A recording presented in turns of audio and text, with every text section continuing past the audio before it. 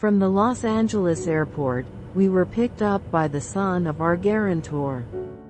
He drove along the highway, but instead of a view of the city, all I could see on both sides were concrete walls. I saw nothing. No mountains, no trees, no ocean. Everything was gray and foreign. At that moment, an even heavier feeling settled inside me. I asked myself, where have we actually ended up? The road felt endless. But finally, we arrived. The house was large, but quite old, built in 1946. It looked like something from an old American movie. Inside, it smelled of old, rotting wood. But fortunately, the landlady turned out to be an incredibly warm and welcoming person. This was Santa Monica, one of California's wealthiest neighborhoods, yet to us everything seemed heavy, gloomy, and difficult, because fear and uncertainty were stronger than anything else. The very next day, our green cards arrived in the mail. Em immediately took care of arranging the next important thing, our social security numbers. She asked her nephew to drive us to the social services office.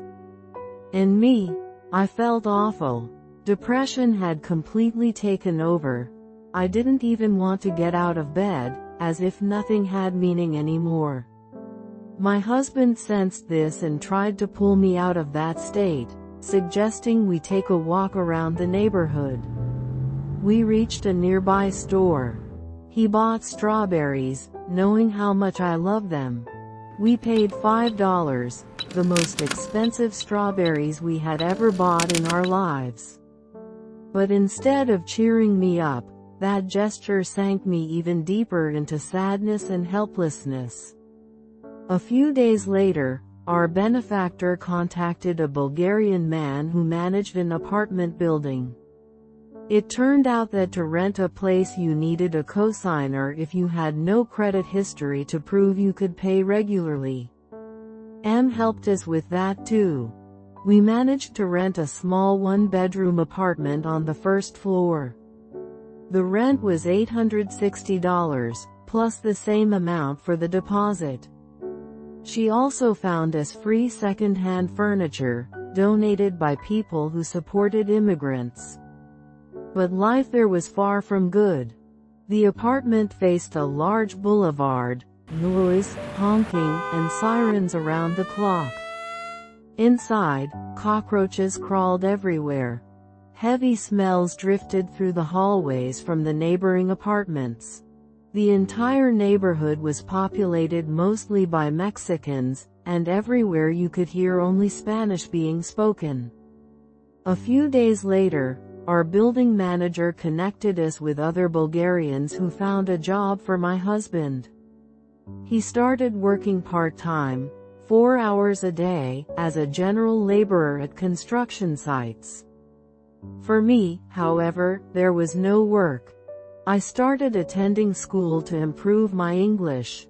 At the same time, I searched for jobs, sending resumes for all kinds of positions, but no one valued my experience from Bulgaria. I also joined a social program that was supposed to help me, but nothing came out of it.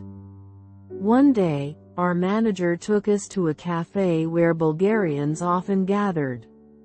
There, we met other Bulgarians, and in conversation they gave me the phone number of a woman who helped immigrants like us find work. I called her the very next day and learned that she was looking for people to clean houses and apartments. At that moment, it was my only option.